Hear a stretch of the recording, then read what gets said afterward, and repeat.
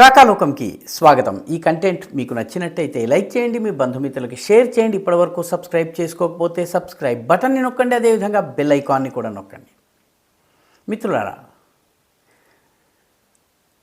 ఇప్పటి వరకు మన దేశంలో టూరిజం విషయంలో నంబర్ 1 స్పాట్, అత్యధిక టూరిస్టులు వచ్చింది, అత్యధిక ఆదాయం వచ్చేటటువంటి స్థానం ఏదైనా ఉంటే అది తాజ్మహల్.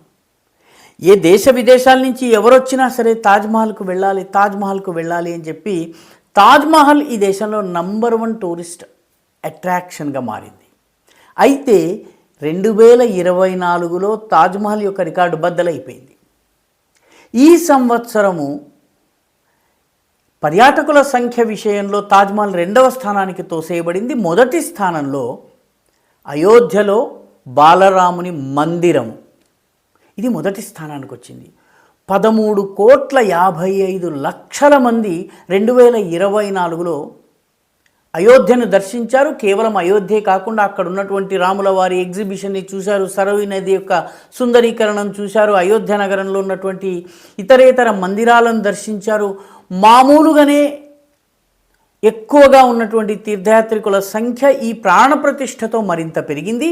ఇప్పటికీ కూడాను అయోధ్యకి వచ్చేటటువంటి టూరిస్టుల సంఖ్య చాలా ఎక్కువగా ఉంది.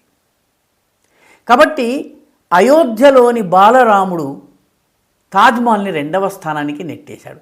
ఇక ఆదాయం విషయానికి వస్తే తాజ్మహల్ తెచ్చే ఆదాయం కన్నా ఎక్కువ ఆదాయాన్ని గుజరాత్లోని కేవడియాలో ఉన్నటువంటి సర్దార్ పటేల్ యొక్క స్టాట్యూ ఆఫ్ యూనిటీ విగ్రహం అది కొట్టేసింది. అది మొదటి స్థానానికి వచ్చింది, తాజ్మహల్ 2వ స్థానానికి వచ్చింది. అంటే నిజానికి సెంట్రల్ ప్లేస్లో లేకపోయినా, ఢిల్లీ వంటి పెద్ద నగరాలకు దగ్గరలో లేకపోయినా, స్టాట్యూ ఆఫ్ యూనిటీని కేవడియా దాకా ప్రయాణం చేసి వెళ్లేందుకు అనేక ఇబ్బందులు ఉన్నప్పటికీ కూడాను వెళ్ళేటటువంటి టూరిస్టులు, అక్కడ టికెట్లు కొనేటటువంటి వాళ్ళ సంఖ్య చాలా ఎక్కువగా ఉండడంతో మొదటి స్థానంలో స్టాట్యూ ఆఫ్ యూనిటీ వచ్చింది. 2వ స్థానంలో ఆదాయపరంగా తాజ్మహల్ ఉంది.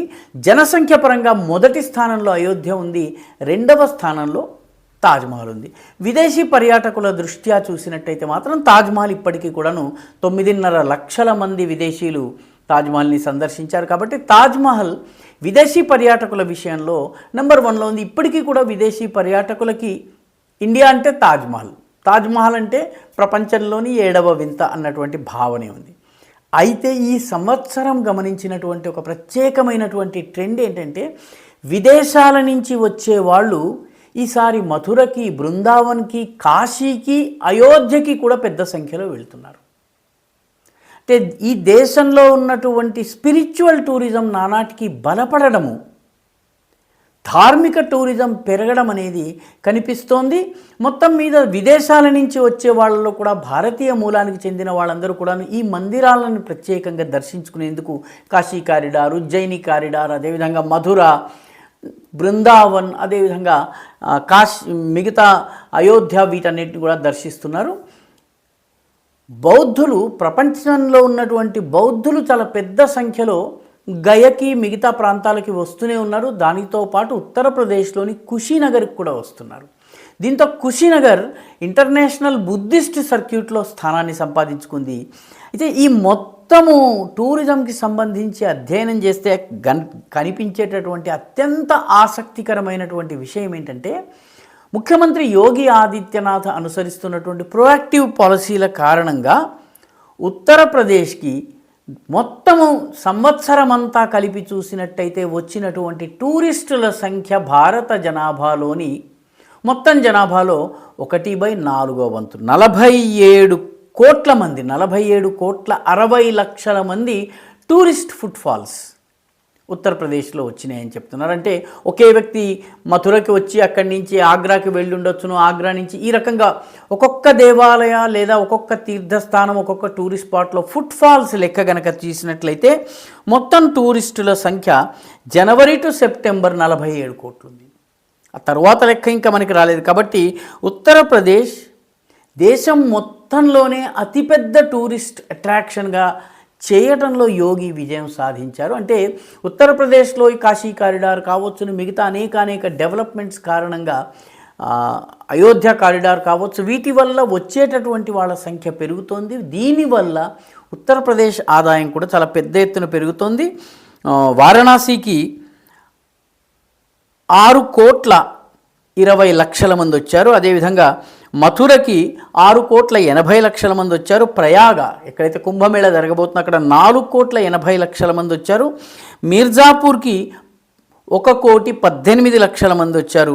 ఇవన్నీ కూడా ముఖ్యంగా కుషినగర్ కూడాను కుషినగర్ కూడాను 16 లక్షల మంది బుద్ధిస్టులు వచ్చి వెళ్ళారు. దీంతో మొత్తం మీద ఉత్తరప్రదేశ్ టూరిజం విషయంలో దేశంలో నెంబర్ 1లో ఉంది. ఎందుకంటే దేశంలో ఉన్నటువంటి అతిపెద్ద టూరిస్ట్ అట్రాక్షన్స్ అన్నీ యూపీలోనే ఉండడము, వాటిని సక్రమంగా ఉపయోగించుకోవడం వల్ల ఈరోజు ఉత్తరప్రదేశ్ మంచి ఆదాయం పొందుతున్నటువంటి రాష్ట్రాలలో ఒకటిగా నిలుస్తోంది. ముఖ్యంగా రానున్న సంవత్సరంలో కుంభమేళా జరగబోతోంది కాబట్టి ప్రయాగ, దాని చుట్టూ ఉన్నటువంటి తీర్థక్షేత్రాలు వీటన్నిటికీ భారీగా సందర్శకులు రావడం జరుగుతుంది. అదేవిధంగా ఉత్తరప్రదేశ్లో ఉన్నటువంటి కాశీ, మథుర, అలా అయోధ్య, మిగతా అనేక ప్రాంతాలు ఏవైతున్నాయో గోరఖ్పూర్ వంటి ప్రాంతాలు, వీటికి కూడా సందర్శకులు పెద్ద సంఖ్యలో వచ్చే అవకాశం ఉంది. కాబట్టి వచ్చే సంవత్సరం కూడా టూరిజం విషయంలో యోగి ఆదిత్యనాథ్ ప్రభుత్వమే నెంబర్ 1లో ఉండబోతోంది. ఈ వీడియో మీకు నచ్చినట్టయితే లైక్ చేయండి, షేర్ చేయండి, ఈ ఛానల్కు సబ్స్క్రైబ్ చేయండి. మీ అభిప్రాయాన్ని కమెంట్ల రూపంలో తప్పనిసరిగా పంపించండి.